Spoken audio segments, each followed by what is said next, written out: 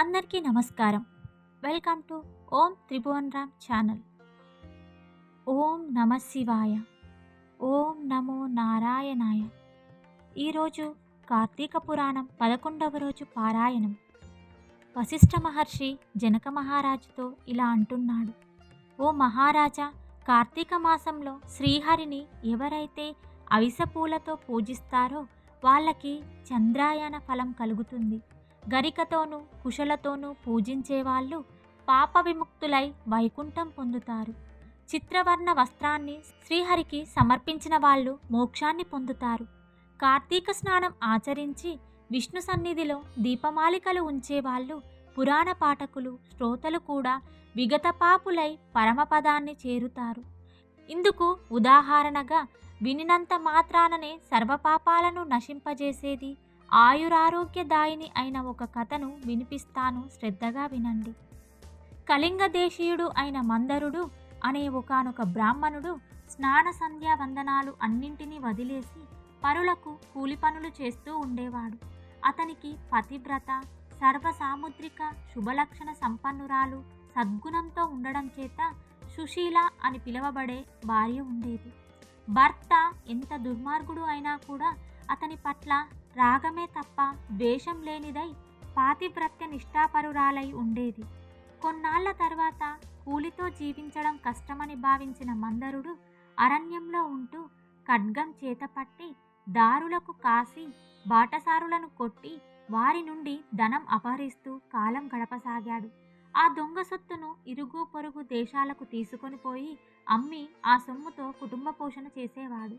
ఒకసారి దొంగతనం కోసం దారి కాసి ఉన్న మందరుడు బాటసారి అయిన ఒక బ్రాహ్మణుడిని పట్టుకొని అక్కడి మర్రి చెట్టుకు కట్టివేసి ఆ బ్రాహ్మణుడి డబ్బులన్నీ అపహరించాడు. ఇంతలోనే అటుగా వచ్చిన ఒక పరమ క్రూరుడైన ఒక కిరాతకుడు దోచుకొనిన మందరుడిని, దోచుకోబడి బంధితుడై ఉన్న బ్రాహ్మణుడిని ఇద్దరినీ కూడా చంపేసి ఆ ద్రవ్యాన్ని తాను అపహరించుకొని వెళ్ళబోయాడు. కానీ అదే సమయానికి నరవాసన పసిగట్టి వచ్చిన పెద్ద పులి గాండ్రుమంటూ వచ్చి కిరాతకునిపై పడింది. పులి తన పంజాతో కిరాతకుడిని ఖడ్గంతో ఒకరినొకరు కొట్టుకున్నారు. ఆ జగడంలో పులి, కిరాతకుడు కూడా ఏకకాలంలోనే మరణించారు.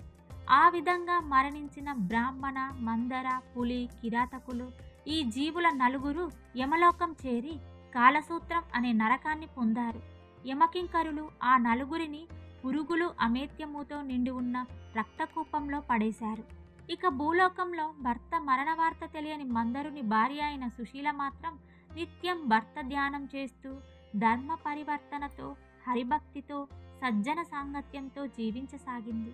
ఒకనాడు నిరంతర హరినామ సంకీర్తన తత్పరుడు, అందరిలోనూ భగవంతుణ్ణి దర్శించువాడు, నిత్యానంద నర్తకుడు అయిన ఒకానొక యతీశ్వరుడు ఈ సుశీల ఇంటికి వచ్చాడు. ఆమె శ్రద్ధాభక్తులతో అతనికి భిక్ష వేసి, అయ్యా, నా భర్త కార్యార్థి అయి వెళ్ళి ఉన్నాడు, ఇంట్లో లేడు, నేను ఏకాకిని, ఆయన ధ్యానంలోనే కాలం గడుపుతున్నాను అని విన్నవించుకుంది. అందుకు ఆ యతీశ్వరుడు, అమ్మాయి, ఆవేదన పడకు, ఈరోజు కార్తీక పౌర్ణమి మహాపర్వదినం. ఈరోజు సాయంకాలం నీ ఇంట పురాణ పఠనం, శ్రవణం మొదలైనవి ఏర్పాటు చేయి. అందుకుగాను ఒక దీపం చాలా అవసరం. దీపానికి తగినంత నూనె నా దగ్గర ఉంది. నీవు వత్తిని, ప్రమిదను సమర్పించినట్లయితే దీపం వెలిగించవచ్చును అని సలహా ఇచ్చాడు. ఆ యతిశ్రేష్ఠుని మాటలను అంగీకరించి సుశీల తక్షణమే గోమయంతో ఇల్లంతా పరిశుభ్రం చేసి 2 వత్తులను చేసి యతీశ్వరుని దగ్గర నూనెతో వాటిని వెలిగించి శ్రీహరికి సమర్పించింది.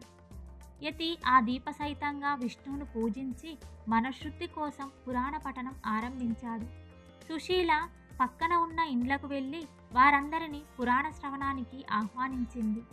అందరి నడుమ తాను కూడా ఏకాగ్రచిత్త అయి ఆ పురాణాన్ని వింది. అనంతరం ఆమెకు శుభాశిస్సులను అందించి ఆ యతీశ్వరుడు వెళ్ళిపోయాడు. నిరంతర హరిసేవనం వలన క్రమక్రమంగా ఆమె జ్ఞాని అయి తర్వాత కాలధర్మం చెందింది. తక్షణమే శంకుచక్రాలు కలిగిన చతుర్బాహులు, పద్మాక్షులు, పీతాంబరధరులు అయిన విష్ణుదూతలు నందనవన సుందర మందరాది సుమాలతోనూ మాలికాంబర ఆభరణాలు అలంకరించుకొని ఉన్న దివ్య విమానాన్ని తెచ్చి సుశీలను అందులో ఎక్కించుకొని వైకుంఠానికి తీసుకొని వెళ్ళసాగారు. అలా వైకుంఠానికి వెళ్తున్న సుశీల మార్గమధ్యంలో నరకంలో మరి 3 జీవులతో కలిసి బాధలు పడుతూ ఉన్న తన భర్తను గుర్తించి విమానాన్ని ఆపించి దానికి కారణం ఏమిటో తెలపవలసిందిగా విష్ణుదూతలను కోరింది.